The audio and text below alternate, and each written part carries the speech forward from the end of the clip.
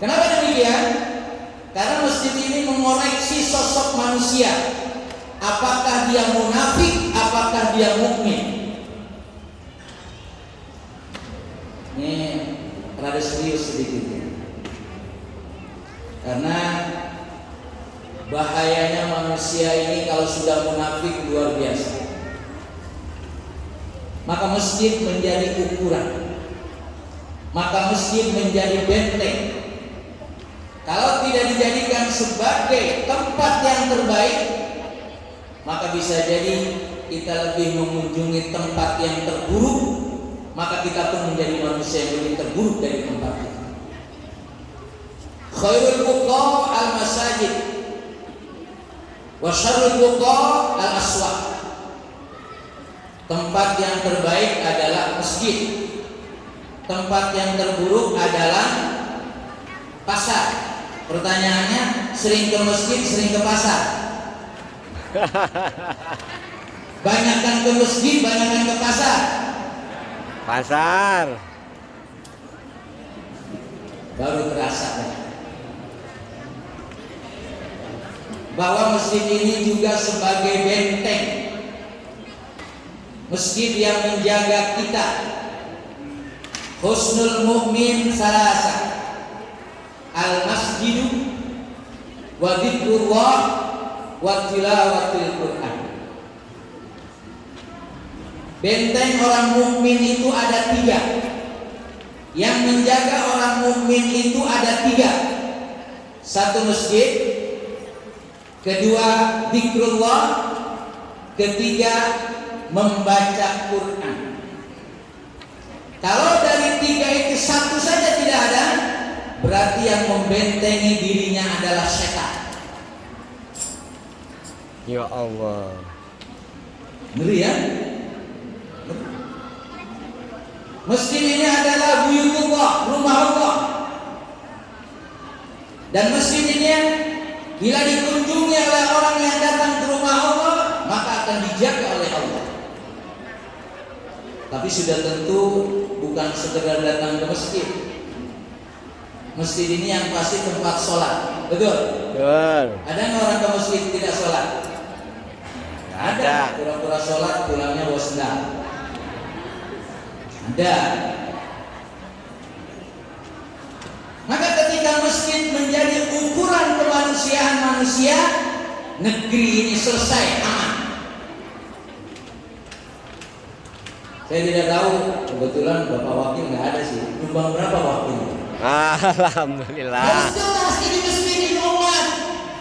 Jangan senang aja umatnya baik-baik, tapi dia tidak peduli. Dan uangnya banyak negara itu. Betul? Betul. Untung nggak ada. Kalau ada saya belum tentu berani sebetulnya.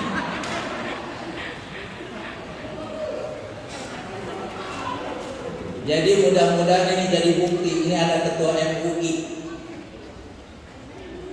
yang harus diurusin banyak itu masjid. Mesti jarang diurusin. Ada anggaran yang buat masjid tahunan, paling tahunan juga kalau keluar. Udah tahu dah kita modelnya. Jadi memang maka saya katakan tadi, berdirinya masjid megah ini bisa jadi menghinakan kita, merendahkan kita ketika dia tidak dijadikan sebagai tempat untuk menyadari tempat yang terbaik. Dulu. Makanya ini ada, nanti sampaikan yang mewakil deh. Dulu tahun berapa tuh di Masjid Al-Ittihad, masjid saya yang Jambu, wali kota datang ke masjid itu subuh, sublimnya dari saya, subuh keliling. Sekarang masih ada nggak Pak Ketua MUI? Nggak ada. Udah ada pendatangan masjid Pak. Walaupun waktu itu cuma untuk kampanye. Datang ke masjid untuk kampanye zaman itu zaman Golkar.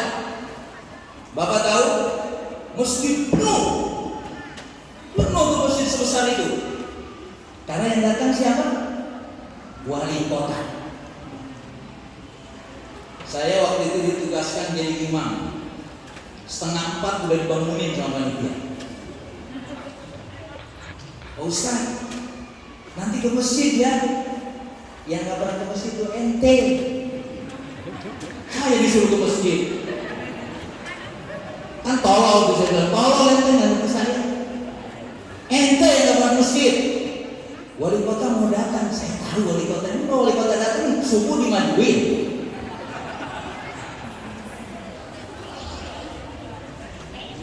Yang mau saya sampaikan adalah dengan datangnya wali kota ke masjid itu penuh, lebih penuh dari sholat Jumat, masya Allah. Kenapa? Lurahnya digerakin, camatnya digerakin, RW-nya digerakin. Wajar masjid itu penuh. Jadi tolong sampaikan sama Bapak Wakil Wali Kota, program itu adakan. Soal mereka ikhlas atau tidak ikhlas, nomor 77 datang dulu ke masjid. Kita didik mereka untuk menikmati masjid. Mudah-mudahan tadinya mungkin kesel-kesel juga ya, Pak Wakil disuruh ke masjid. Mudah-mudahan begitu masuk ke dalam masjid, Allah bimbing dia, Allah berikan hidayah sama dia. Amin. Bisa begitu kan? Betul. Bapak-bapak, pokoknya kalau yang tersinggung saya senang. Islam itu memang nyinggung orang. Orang kafir berat tuh gak di mana Nabi, nyinggung mulu. Bapak-bapak yang sudah bangun masjid ini jangan juga terlalu aman. Dalilnya kan sederhana. Man bana lillahi masjidan banallahu lahu baitan fil jannah. Insyaallah rumahnya sudah disiapkan di surga. Amin. Amin. Cuma masalahnya boleh masuk atau enggak? Ya, rumahnya sudah dibangunkan di surga. Boleh masuk atau enggak? Mau masuk ke surga dan membangun ini. Kata Rasulullah, man shollar bardaini dakhalal jannah. Siapa yang sholat subuh berjamaah dan asar berjamaah, dia akan masuk surga. Amin. Bu, ingetin suaminya nyumbang itu. Bapak jangan enak-enak bangun rumah di surga, boleh masuk apa enggak? Kalau mau masuk, subuhnya berjamaah dengan asarnya berjamaah. Amin. Insya Allah rumahnya sudah disiapkan. Ketika kita menjadikan masjid tempat yang terbaik, masya Allah, keluarnya bapak-bapak yang dari rumah ke masjid, apa indikasinya? Apa kata Rasulullah? Idza ra'aitumur rajula ya'tadul masjida fashhadu lahu bil iman. Apabila kamu melihat seorang laki-laki, digunakan kata rajul karena memang tempat ini untuk laki-laki. Kalau ibu-ibu abdul di rumah, tapi boleh di masjid. Ya, tapi abdulnya untuk laki. Apabila seorang laki-laki terbiasa datang ke masjid untuk sholat sudah tentu, fashhadu lahu bil iman. Maka dia saksikan itu orang yang beriman.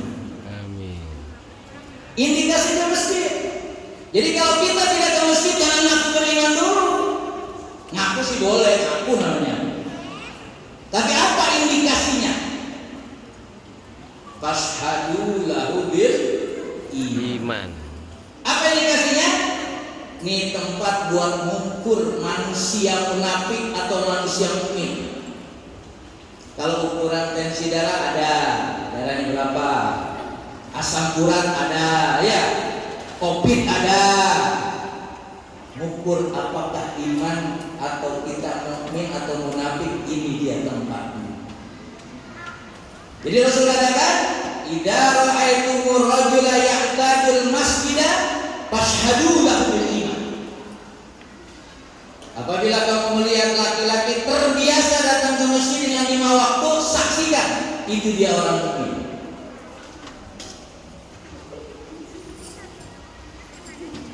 Berarti kalau tidak ke masjid namanya ya nggak mungkin kan? Mau ngaku apa terserah. Karena Rasul indikasinya itu, ukurannya adalah itu.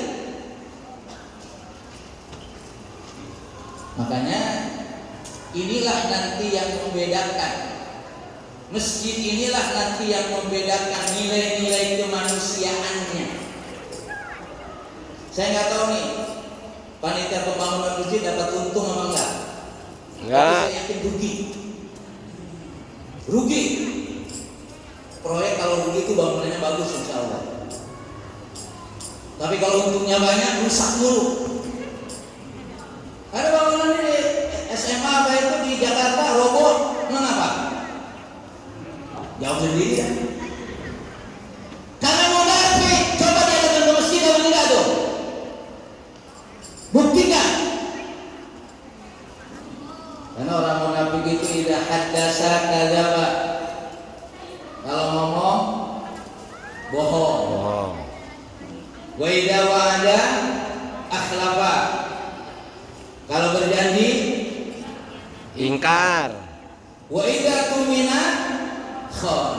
Kalau dipercaya khianat. Khianat. Panitia masjid tidak khianat, maka jadi masjidnya nggak setahun. Masya Allah, saya yakin tekor. Rugi pasti. Tapi ruginya alhamdulillah. Lillah. Makanya masjid ini akan merendahkan kita ketika kita tidak menjadikan tempat ini tempat menjadikan jawaban panggilan Allah. Amin. Kita ini kan sering dipanggil. Ya mungkin Pak Camat dipanggil wali kota. Kira-kira kalau dipanggil wali kota buru-buru nggak Pak Camat? Buru-buru. Kira-kira aja kira-kira. Ya. Berani gak jawab begini? Ntar Pak Wali, saya lagi ngopi dulu nih, lagi asik. Tapi pernah gak dipanggil oleh Allah? Allahu Akbar, Allahu Akbar. Sampai kalimat hayya 'alas shalah. Belum nikmat. Hayya 'alal falah baru. Makanya konon saya juga belum dapat referensi, mungkin saudara sedikit yang bisa bangun. Katanya di Turki dulu seluruhnya itu ibadah pakai bahasa Turki. Cuma hayya 'alal falah yang nggak diterjemahin. Karena kalau terjemahin bahaya hayya 'alal falah itu. Apa hayya 'alal falah? Kebaikan. Mari menuju kemenangan. Mari menuju kebahagiaan. Yang manggil Allah dan Allah yang memberikan kebahagiaan kepada kita, yang ngasih rezeki Allah kepada kita. Giliran dipanggil ya orang muda. Maka hidup seperti ini. Jadi kerusakan yang kita rasakan karena kita tidak dekat dengan Allah. Masjid ini adalah rumah Allah. Maka orang yang datang ke masjid ini orang yang mengagungkan Allah. Ini besok-besok kalau datang ke masjid terutama Bu, nanti bantu suaminya. Kalau lagi ada di rumah nggak ke masjid, tuntun ke masjid. Kalau perlu gendong. Kenapa? Ada hadis yang lebih menyakitkan. Ini terakhir. Kebanyakan nanti kesinggungnya rada banyak. Asqalus sholati 'alal munafiqina sholatul isya'i wa sholatul fajr. Law ya'lamuna ma fihima la atawhuma walau habwan. Ini sakit banget ini. Sholat yang paling berat. Bu, ibu udah di rumah, sholat yang paling berat sholat apa? Berat gitu. Sholat apa? Subuh. Kalau subuh ibu-ibu udah enggak kan? Wah. Dia udah nyiapin, soalnya yang pikiran bukan subuhnya, nyiapin suaminya mau ke kantor. Insya Allah subuh gak ketinggalan kalau ibu-ibu. Apa ibu-ibu yang berat? Sholat asar biasanya. Karena alasan ibu-ibu sholat asar, mandi dulu. Mandinya jam 4, selesainya jam 6. Sholat yang paling berat kata Rasulullah. Kaitannya siapa yang mengatakan sholat ini berat? Yang mengatakan mengatakan orang munafik. Salat apa itu? Salatul Isya wa salatul Fajr. Salat Isya dan salat subuh. Lalu Rasul jelaskan, "Lau ya'lamuna ma fihima la atauhuma walau habwan." Kalau saja mereka tahu ilmunya, ya'lamu itu dari kata-kata ilmu kan? Ya'lamu. Kalau saja mereka tahu ilmunya dua salat Isya dan subuh itu, mereka akan datang ke masjid ini walaupun sambil melangkah. Maka tidak ada alasan orang tidak ke masjid, Bu, bapak-bapak, nggak ada alasan. Kecuali sakit. Sakit itu pun nggak bisa jalan. Itu dikatakan dia merasa sholatnya berat Isya dan subuh kalau dia munafik. Atau dengan kata lain, orang yang tidak sholat Isya dan subuhnya tidak berjamaah itu munafik. Ya, Tapi jangan tunjuk orang, yang tunjuk diri sendiri aja. Walaupun Ibnu Umar menyatakan ketika kita sholat Isya dan subuh berjamaah, lalu ada saudara kita yang nggak datang ke masjid, ada perasaan kasihan itu nggak datang ke masjid.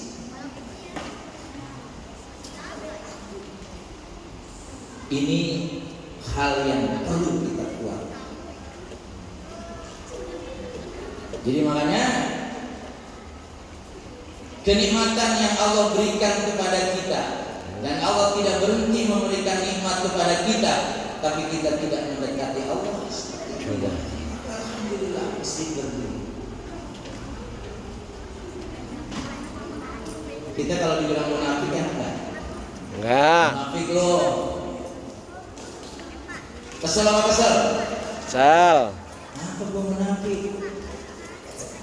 Jadi saya ingatkan kepada bapak-bapak wabil khusus, apalagi keluarganya Pak Arif RW 16 ya, termasuk juga masih punya tugas nih bapak-bapak yang sudah rajin ke masjid. Ada enggak? Bu, maaf, ada enggak suami ibu yang enggak pernah ke masjid? Rahasia sekali. Maksud saya kalau ibu punya suami munafik mau enggak? Enggak. Ajak ke masjid. Kalau nggak mau diajak juga Pak, antar saya ke masjid. Mbak ibu yang minta diantar. Karena biasanya ibu minta diantar ke mall kan diantarin juga kan? Masa ke masjid nggak diantarin? Ini yang kedua. Jadi mari kita paham. Makanya masjid ini haknya banyak.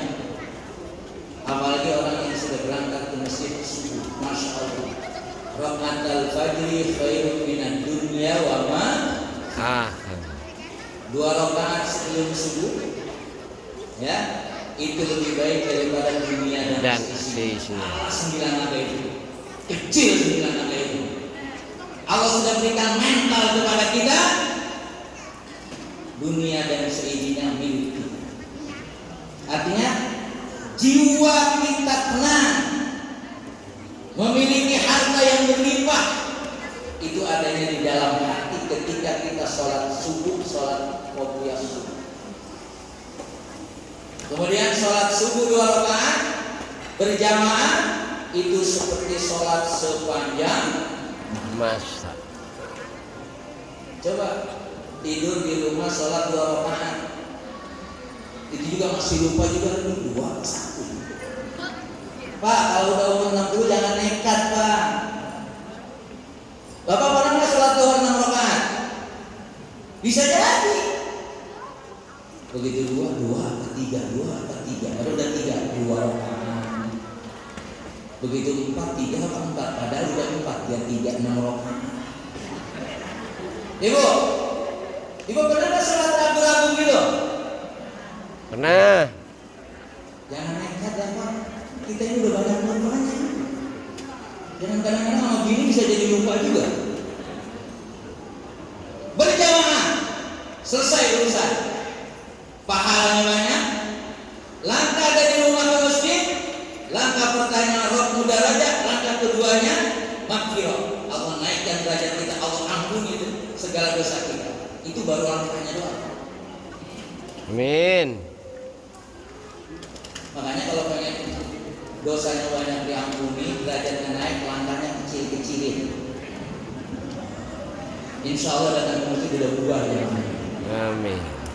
Ada yang berpendapat begitu. Begitu langkah kita ini dihitung oleh Allah, dihitung oleh Rasulullah. Maka masya Allah, ya. Kalau nggak ke masjid, alhamdulillah, ya. Ya walaupun tetap masjid kita ini tidak pernah penuh, karena targetnya sebetulnya sholat subuh berjamaah itu targetnya harus sama dengan sholat Jumat. Orang Yahudi mengatakan kalau orang Muslim sholat subuhnya belum seperti sholat Jumat, masih nggak bisa, nggak akan mengalahkannya. Makanya ada mulai orang yang ada nggak usah kencang-kencang, kencang aja gak bangun. Ada orang yang kencang itu setan gitu. Yang bilang itu setan, karena setan gak demen dengerin Azan. Jadi Bu, kalau ada orang yang azan yang kencang-kencang, itu setan gitu. Cuma bentuknya manusia. Itu justru yang harus kita jadikan kebanggaan. Saya kira ini sekedar tambahan saja.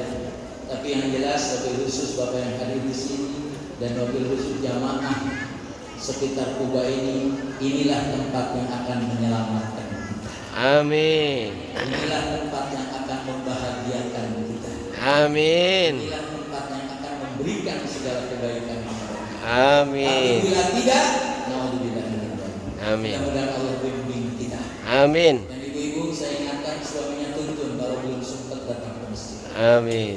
Sekarang masih sehat, besok udah sakit nggak ke masjid. Kalau sekarang masih sehat, biasa ke masjid, sakitnya pahalanya sama seperti ke masjid. Amin. Ya, jadi yang masih kuat-kuat buru-buru ke masjid. Kita kalau udah sakit nggak bisa ke masjid, nggak apa-apa, di masjid sudah. Tapi pahalanya sama seperti yang kita lakukan ketika kita sehat. Amin. Mudah-mudahan Allah bimbing kita. Amin. Mudah-mudahan Allah limpahkan kepada kita. Amin. Sudah tentu masjid punya amanah. Mudah-mudahan semua yang ada di tempat ini mendapatkan kebahagiaan. Amin. Dan terus kita jadikan tempat ini untuk berjuang melawan segala kejahatan. Amin. Fatihah. A'udzubillahi minasyaitonir rajim. Bismillahirrahmanirrahim. Alhamdulillahirabbil alamin arrahmanir rahim maliki yaumiddin. Iyyaka na'budu wa iyyaka nasta'in ihdinas siratal mustaqim. Shiratal ladzina an'amta 'alaihim ghairil